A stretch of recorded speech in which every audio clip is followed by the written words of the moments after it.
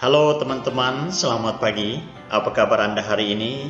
Berharap Anda dalam keadaan sehat walafiat. Berjumpa kembali dengan Pak dalam pembelajaran seni budaya dalam jaringan, di mana dengan topik hari ini tentang seni lukis. Untuk itu, sebelum kita masuk lebih dalam belajar berkarya seni lukis pada hari ini, mengajak kita untuk hening sejenak di rumah kita masing-masing dan mengawali pelajaran kita hari ini dengan doa. Mari kita berdoa.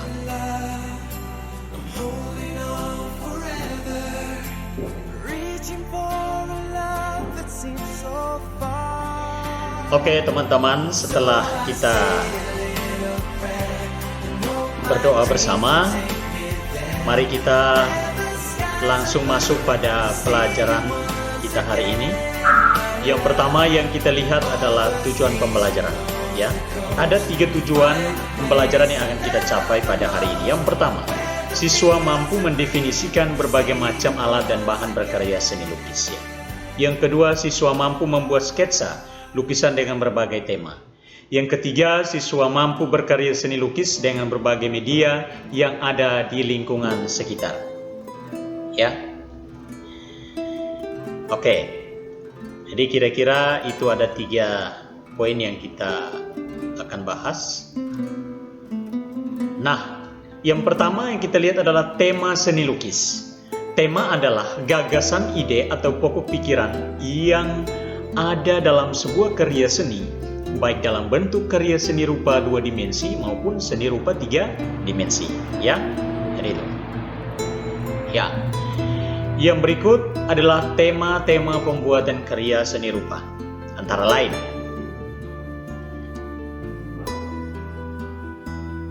nah, tema yang sering muncul dalam karya seni rupa adalah seputar manusia dan hubungannya dengan dunianya sendiri. Ya, seperti apa? Nah, yakni manusia dengan dirinya sendiri, manusia dengan manusia lain, ya, manusia dengan alam sekitar, manusia dengan alam benda, manusia dengan aktivitasnya, ya, dan manusia dengan alam khayal, ya. Jadi beberapa tema yang sering muncul dalam seni rupa, ya, yang berkaitan dengan kehidupan keberlangsungan manusia itu sendiri, ya. Jadi ada 6, ya. Kita akan lihat, kita akan bahas satu persatu. Ya, yang pertama adalah manusia dengan dirinya sendiri. Di dalam pengungkapan tersebut, seorang perupa kadangkala menggunakan potret dirinya sendiri sebagai objek lukisannya, ya. Jadi kita lihat gambar berikut ini, ya. Jadi seorang perupa, ya, seorang pelukis, ya, seniman, kadang itu dia menggunakan potret dirinya, ya, sebagai objek lukisan untuk mengekspresikan apa yang menjadi karya seninya. Nah, yang berikut adalah manusia dengan manusia lain, ya. Di dalam pengungkapan tersebut, seorang perupa kadangkala mengekspresikan cita rasa keindahan menggunakan objek orang-orang yang ada di sekitarnya, ya. Jadi, coba Anda perhatikan contoh gambar ini, ya. Ya. Yang ketiga adalah manusia dengan alam sekitarnya, ya. Di dalam pengungkapan tersebut, seorang perupa kadangkala mengekspresikan cita rasa keindahan menggunakan objek alam sekitar seperti pemandangan, gunung, laut, perkampungan, perkotaan, binatang, dan berbagai macam alam yang dijadikan sebagai objek lukisan, ya.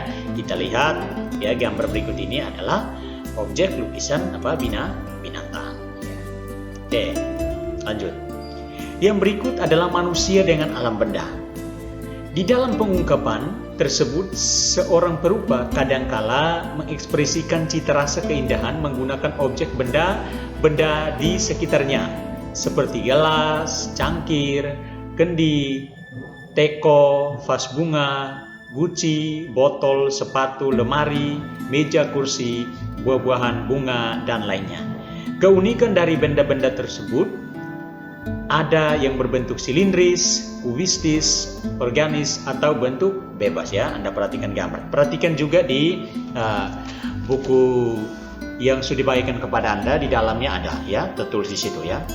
Nah, di sini Pak mengambil inti-intinya saja. Ya.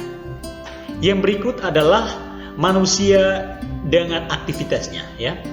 Jadi di dalam pengungkapan tersebut seorang perupa kadangkala mengekspresikan cita rasa keindahan menggunakan objek aktivitas manusia dalam kehidupan sehari-hari seperti menari, membajak sawah, berburu, jual beli di pasar, mengembalakan ternak dan sebagainya. Ya, salah satu contoh gambar ini kira-kira menurut Anda apa? Ya, jadi gambar ini adalah aktivitas di pasar ya, terjadi jual beli ya, Anda lihat ya. Jadi itu dengan aktivitas sehari-hari seperti Anda ya, bangun pagi membantu orang tua ya, dan juga belajar dan lain-lain ya, seperti itu. Yang berikut adalah manusia dengan alam khayal ya. Di dalam pengungkapan tersebut seorang perupa kadangkala mengekspresikan cita rasanya menggunakan ide, imajinasi atau khayalan yang melintas di pikirannya baik secara sadar maupun tak sadar ya. Saat tidur atau mimpi. Jadi teman-teman, kadang kan kita duduk, kita bermimpi, saya mau melukis seperti ini ya. Nah itu ya, kadang itu kita tuangkan dalam bentuk lukisan atau kadang kita coret ya, coret-coret ya, tanpa sadar ya. Coretan yang kita hasilkan itu ya, yang kita lakukan itu menghasilkan ya sebuah gambar yang menarik ya, Jadi Anda perhatikan gambar berikut ini ya. Nah, bagaimana kita bisa menghayal akan sebuah hasil karya. Nah, hasil karya seperti ini sering disebut karya seni surrealisme ya. Hafal dia baik-baik ya teman-teman. Nah, teman-teman, setelah kalian mempelajari gaya serta tema lukisan, carilah gambar lukisan dari berbagai sumber, koran, majalah, internet, kemudian tempel dan lengkapi kolom di bawah ini ya. Ini tugas ya. Nah, tugas satunya. Jadi teman-teman ada 3 kolom ya. Jadi nanti Anda mencari kurang lebih ada 6 gambar, lalu kamu membuat judul lukisan, gaya lukisan ya, gambarnya Anda cari ya. Nanti buatkan dalam bentuk clippingnya. Nah, jadi itu. Buatkan dalam bentuk clipping, ditempel dalam kertas HVS ya. Jadi seperti itu. Lalu dijilid ya, atau dibuat dengan bagus sehingga memang dapat hasil yang memuaskan ya. Oke. Yang berikut adalah alat dan bahan berkarya seni lukis ya. Apa saja media yang dibutuhkan untuk berkarya seni lukis? Antara lain ya, 1. Pastel dan krayon, cat pewarna, kuas, pisau palet ya, palet dan kanvas ya. Kira-kira ini beberapa alat dan bahan yang digunakan dalam berkarya seni lukis ya.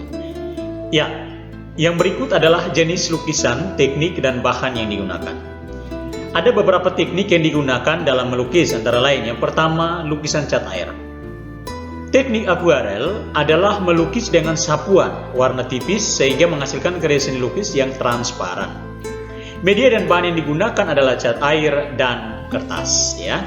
Jadi ini adalah lukisan cat air. Nah, yang kedua adalah mozaik. Jadi teknik mozaik adalah teknik menempelkan. Media dan bahan yang digunakan adalah cat air dan kertas, pecahan atau lempengan kaca yang berwarna-warni pada media lukisan sehingga membentuk objek tertentu. Media dan bahan yang digunakan adalah pecahan keramik, porselen, potongan kertas, dan batu yang berwarna-warni. Nah, yang ketiga adalah lukisan kaca.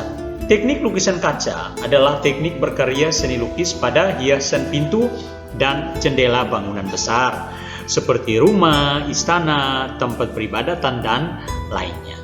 Ya, media dan bahan yang digunakan adalah kaca, timah, kuningan, dan tembaga sebagai penyambungnya untuk membentuk lukisan. Ya. Oke. Yang keempat adalah lukisan batik. Ini merupakan suatu karya seni lukis batik yang tekniknya hampir sama dengan tata cara membatik, yaitu dengan menutupi permukaan kain dengan lilin atau malam batik. Ya, jadi ya itu tadi beberapa jenis lukisan dan bahan yang digunakan dalam berkarya seni lukis ya. Yang berikut adalah ya beberapa contoh prosedur berkarya seni lukis ya. Anda perhatikan beberapa gambar berikut ini. Silakan Anda perhatikan juga pada buku paketmu ya. Nah, Prosedur berkarya seni lukis. Ada beberapa langkah yang perlu dilakukan dalam melukis, antara lain yang pertama, memunculkan gagasan, ya. Memunculkan gagasan, di mana di sini kita mengembangkan ide, pikiran atau pengalaman, mencari sumber lukisan, objek tertentu sebagai referensi berkarya seni lukis. Yang kedua, membuat sketsa, ya. Membuat gambar awal yang dijadikan atau dibuat sebagai lukisan. Yang ketiga, menentukan media berkarya, ya. Media berkarya, alat dan bahan yang digunakan, ya. Yang keempat, menentukan teknik. Yang kelima, mewarnai dan menyempurnakan lukisan. Jadi ini ada 5, ya, 5 langkah prosedur berkarya seni lukis.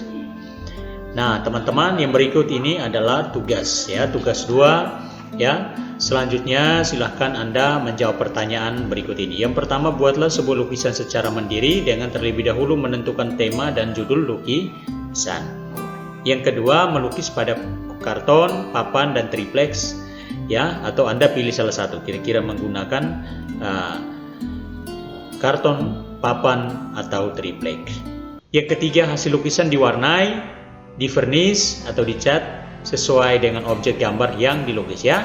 Pak tidak akan terima yang tidak diwarnai, ya. Berwarna supaya terlihat indah, dan itu juga akan menghasilkan objek lukisan yang menarik, ya, dilihat orang, dan Anda sendiri juga bisa puas, ya, menilai hasil lukisan Anda. Dengan demikian juga nilai tidak mengkhianati proses. Yang keempat, setelah diwarnai, lukisan tersebut dibuat dalam sebuah bingkai gambar atau foto. Jadi, ya, silakan Anda buat sebagus mungkin, dan nantinya ini akan menjadi nilai keterampilan, ya, nilai praktek untuk Anda, ya, ketika ujian MIT ini, ya. Jadi bulan depan kita sudah ujian MIT, maka ini akan diambil sebagai nilai ujian praktek. Harap dibuat dengan bagus, isi waktu di rumah bukan tidur, tetapi Anda mengerjakan tugas. Jadi saja yang Pak sampaikan, teman-teman, sekedar informasi bahwa minggu depan kita akan belajar tentang berkarya seni patung, ya. Ada hal yang akan kita bahas di sana, lihat lebih jauh lagi. Ini saja, selamat pagi dan selamat belajar.